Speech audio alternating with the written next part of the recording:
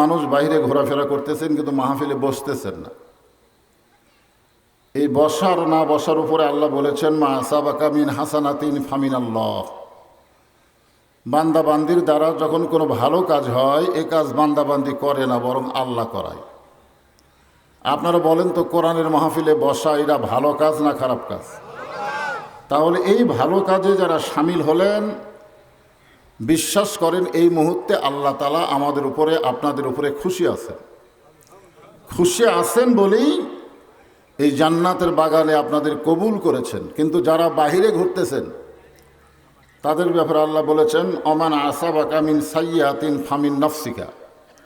তারা নফসের তাড়নায় পড়ে, শয়তানের জালে বন্দী হয়ে তারা বাড়ি থেকে এসেছে ঠিকই, কিন্তু কোরআনের মাহফিলে তারা বসতে পারতেছে না। এই আয়াত অনুযায়ী আল্লাহ তাদের প্রতি বেজার। যারা বাইরে আছে তাদের প্রতি আল্লাহ কি, আর যারা ভিতরে আছে তাদের উপরে আল্লাহ খুশি। তো আমাদের উপরে আল্লাহ এমন খুশি হলো, এই খুশিতে কি আপনারা বেজার? আমি আমার অন্তরের অন্তঃস্থল থেকে আপনাদের সবাইকে শুভেচ্ছা জ্ঞাপন করছি। সম্মানিত মা বোনেরা, পর্দার অন্তরালে বসে বসে যারা আলোচনা শুনতেছেন, আমি তাদেরকে শ্রদ্ধা জ্ঞাপন করে বর্তমান বাংলাদেশের পরিবেশে আপনারা এখন কেমন আছেন? আলহামদুলিল্লাহ রব্বিল আলামিন। আসলে সভাপতি সাহেব কে? আচ্ছা,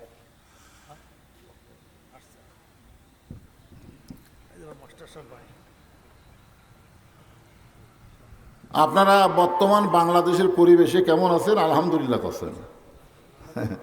ভালো থাকা কি একরকম? ভালো থাকা হলো দুই রকম, একটা হলো শারীরিক, একটা হলো মানসিক। যাদের মোটর সাইকেল আছে তারা খুব একটা মানসিক ভালো নেই। এখনই বললেন আলহামদুলিল্লাহ, এখন আবার কোন ঠিক? আচ্ছা আচ্ছা, যারা তেলের গাড়ি চালায় তারা খুব বিপদে আছে। আর আমাদের বগুড়াতে এই কারেন্ট নিয়ে খুব বিপদে আছে। কঠিন ঘুম ধরে গেছে, রাত 10টার সময় কারেন্ট গেল, 1 ঘন্টার কারেন্ট নেই, ঘুমও নেই।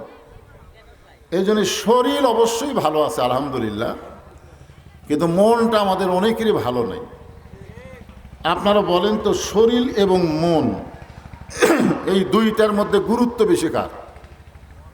শরীরের না মনের? দেখবেন মোটা তাজা একটা মানুষ তেলাপোকা দেখে ভয় করে, এরকম মানুষ আছে না? একটা তেলাপোকা দেখে মারে দৌড়। আবার চিকন চাকন একটা মানুষ বিষাক্ত সাপ নিয়ে হাতে খেলা করে। আপনার বলেন তো, এটা কি দেহের জোরে না মনের জোরে?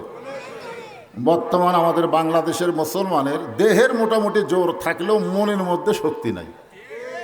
কিন্তু আজকে যে আলোচনা আমি আপনাদের সামনে উপস্থাপন করব, এইটা যদি আপনারা আমলের নিয়তে শোনেন তাহলে শরীরও ভালো হবে, মনটাও ভালো হবে। বলেন আলহামদুলিল্লাহ। কারণ শরীর মন ভালো করার ঔষধ এই কোরআনে আছে না নাই? সবার জন্য না, ওই যারা বেড়া ঘুরতেছে তার জন্য না। আল্লাহ বললেন, অনুনাজ্জিলু মিনাল কুরআনি মা হুয়া শিফাউ ওয়া রাহমাতুল লিল মুমিনিন। যারা আল্লাহকে বিশ্বাস স্থাপন করেছে তাদের জন্য আল্লাহ এই কোরআন শিফা, যাবতীয় রোগ মুক্তি এবং রহমত স্বরূপ নাজিল করেছেন। তাহলে এখন বলেন, মনের রোগ, দেহের রোগ, সব রোগের ঔষধ এই কোরআনে আছে না নাই? আছে। আপনারা যারা বসেছেন, ইনশাআল্লাহ আল্লাহ তাআলা আপনাদের কবুল করেছেন। পর্দার অন্তরালের মা বোনেরা, সবাইকে শুভেচ্ছা জ্ঞাপন করে আমি আমার অন্তঃস্থল থেকে আপনাদেরকে শুভেচ্ছা জ্ঞাপন করছি। এবং আমরা আল্লাহর দরবারে শুকরিয়া আদায় করব সব সময়। কি জন্য করব? কোন বনেরই পাখি তুমি, আইলা রে কোন বনে, আবার কোন বনেতে যাইতে হবে, পড়ছে নাকি মনে। একটা গান গাইলাম কিন্তু খেয়াল করলেন না আমরা কোথায় ছিলাম। মনে আছে? মনে নেই, কিন্তু ছিলাম এটা বিশ্বাস বিশ্বাস নাই? আমরা যে রুহের জগতে ছিলাম এটা কি বিশ্বাস করেন না?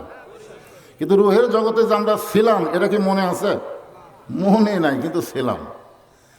এই রুহের জগৎ থেকে আল্লাহ আমাদেরকে দুনিয়ার জগতে প্রেরণ করেছে। আল্লাহ ইচ্ছা করলে আমাদেরকে হিন্দু, বৌদ্ধ, খ্রিস্টান, ইহুদিদের ঘরেও পাঠাবার পারতেন যদি আল্লাহ ইচ্ছা করতেন।